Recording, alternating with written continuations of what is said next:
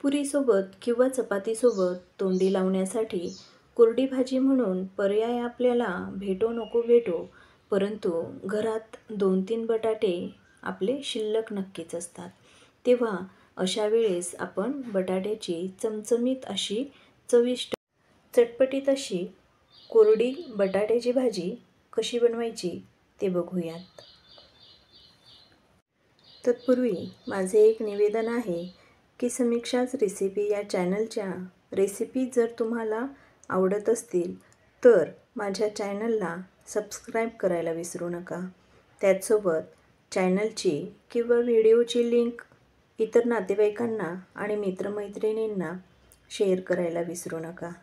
तर अशी दिसताक्षणी खावीशी वाटणारी आणि लहानांपासून मोठ्यांपर्यंत फेवरेट असणारी बटाटा कोरडी भाजी आपण कशी बनवायची ते बघूयात. तत्पूर्वी समीक्षाच रेसिपी या चॅनलमध्ये मैत्रिणींनो तुमचे हार्दिक स्वागत आहे. तर इथे रेसिपी बनवण्यासाठी 3 बटाटे घेतलेले आहेत. पिलरच्या साहाय्याने त्यांचे साल काढून घेतलेले आहेत आणि अशा पद्धतीच्या फोडी करून मी ते पाण्यात टाकलेले आहेत. एकीकडे गॅसवर पॅन ठेवलेला आहे आणि पॅन तापत आल्यावर मी त्याच्यामध्ये 2 मोठे चमचे तेल टाकलेलं आहे.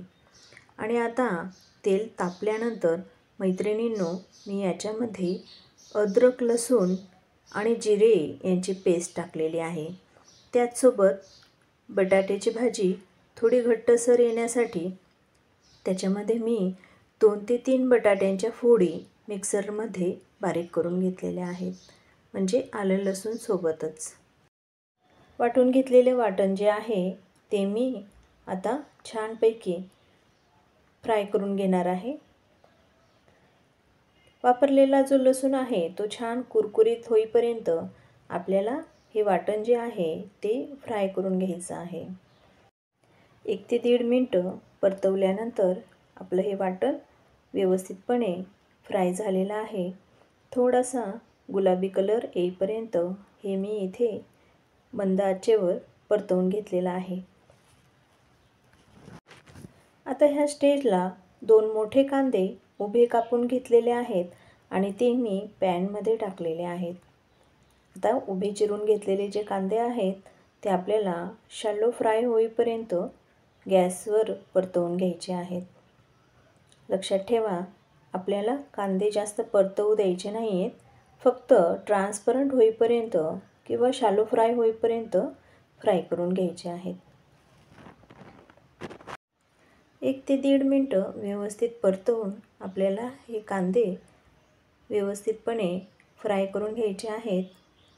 आणि आता पुढे फोडणीमध्ये मी हळद टाकणार आहे. हळद टाकल्यानंतर फोडणीला हा प्रॉपर रंग तयार होतो. नंतर हळद टाकण्यापेक्षा फोडणीच्या सुरुवातीलाच आपण हळद टाकायची आहे. त्याच्यानंतर इथे मी 1 टोमॅटो कापून घेतलेला आहे तो इथे टाकत आहे. आता हे सर्व जिन्नस जे आहेत ते व्यवस्थित परतवून घ्यायचे आहेत. आता फोडणीमध्ये टोमॅटो जो आहे तो थोडा कच्चा आहे, तर अशा वेळेस आपल्याला तो पूर्णपणे मंद आचेवर शिजवून घ्यायचा आहे. इथे टोमॅटोची उभे कापच्या ऐवजी तुम्ही टोमॅटो प्युरी पण टाकू शकतात. म्हणजे टोमॅटो मिक्सरमध्ये बारीक करूनही टाकू शकतात. इथे टोमॅटो व्यवस्थितपणे फ्राय झालेले आहेत आणि आता आपण फोडणीमध्ये पावडर मसाले टाकून घ्यायचे आहेत. इथे मी जिरं जे आहे ते भाजून घेतलेलं आहे आणि भाजून घेतलेली जिऱ्याची पावडर टाकलेली आहे. इथे 1 चमचा काश्मीरी लाल तिखट टाकलेला आहे, जे खूप जास्त तिखट नसतं आणि ज्याला कलरही छान असतो. या पावडर मसाल्यांसोबतच आता इथे मी चवीनुसार मीठ टाकत आहे. फोडणीत आपण मीठ टाकल्यानंतर एक वेगळी चव येते.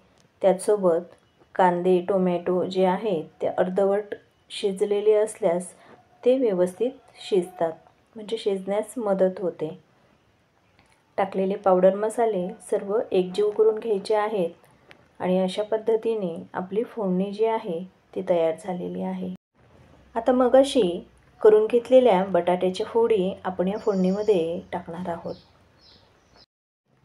थोडे थोडे करून सर्व बटाट्याच्या फोडी मी इथे फोडणीमध्ये टाकून घेतलेल्या आहेत. आणि इथे आता गॅसची फ्लेम आपल्याला हाय करायची आहे आणि मोठ्या गॅसवरच आपल्याला हे बटाटे जे आहेत ते फोडणीमध्ये मिक्स करून घ्यायचे आहेत. गॅसच्या मोठ्या फ्लेमवरच आपल्याला हे बटाटे फोडणीमध्ये व्यवस्थितपणे एकजीव करून घ्यायचे आहेत. आता गॅसची फ्लेम मी थोडी मीडियम केलेली आहे. मसाले छान बटाट्यांच्या फोडींना लागले गेलेले आहेत आणि अशा वेळेस मी गॅसच्या दुसऱ्या शेगडीवर पाणी गरम करायला ठेवलेले होते. कोणत्याही पदार्थात वरून पाणी टाकण्यासाठी मी शक्यतो गरम पाण्याचाच वापर करते. त्याच्याने भाजीला किंवा पदार्थाला चव जी आहे ती छान राहते, म्हणजे ती चव बदलत नाही. वरून थंड पाणी टाकल्यामुळे आपल्या पदार्थाला इच्छित अशी चव प्राप्त होत नाही. म्हणून बऱ्याच वेळेस म्हणजे शक्यतो पदार्थाला वरून टाकण्यासाठी पाणी जे आहे ते मी गरमच वापरते. आपल्याला हवे तेवढे पाणी या भाजीमध्ये टाकायचे आहे, कारण बटाटे जे आहेत ते कच्चे आहेत आणि इथं बटाटे शिजण्यासाठी आपल्याला पाणी लागेल. गॅसची फ्लेम मीडियम ठेवून आपल्याला इथे बटाटे शिजवून घ्यायचे आहेत. आता रेसिपीच्या चवीत छान ट्विस्ट येण्यासाठी मी इथे पाव चमचा आमचूर पावडर टाकत आहे. आणि आमचूर पावडर हे आपल्याला ह्याच स्टेजला टाकायचं आहे, म्हणजे आपली रेसिपी पूर्ण होण्यात येते तेव्हा. आता इथे आमचूर पावडर जे आहे ते छान मिक्स करून घेतलेलं आहे आणि आपल्याला ही भाजी जी आहे ती शिजवून घ्यायची आहे. आयत्या वेळेस टाकायची आहे गार्निशिंगसाठी कोथिंबीर.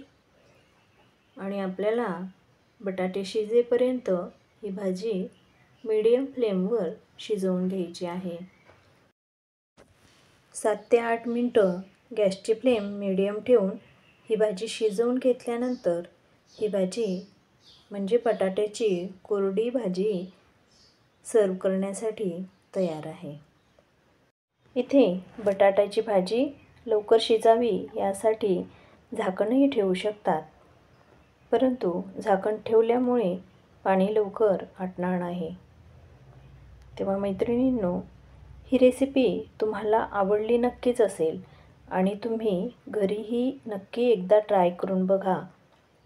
खूप छान चवीची अशी बटाट्याची कोरडी भाजी तयार होते. ही भाजी आता सर्व करण्यासाठी तयार आहे. पुरीसोबत, आमरससोबत ही खायला अतिशय छान लागते. तर माझ्या सांगण्यावरून एकदा तरी ही भाजी तुम्ही घरी ट्राय करून बघा. तेव्हा मैत्रिणींनो, आजची ही रेसिपी पूर्ण झालेली आहे. वेळात वेळ काढून समीक्षाज रेसिपी या चॅनलला भेट दिल्याबद्दल तुमचे मनापासून आभार.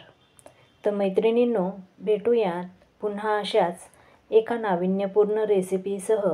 तोपर्यंत स्वस्त खा आणि मस्त रहा. धन्यवाद.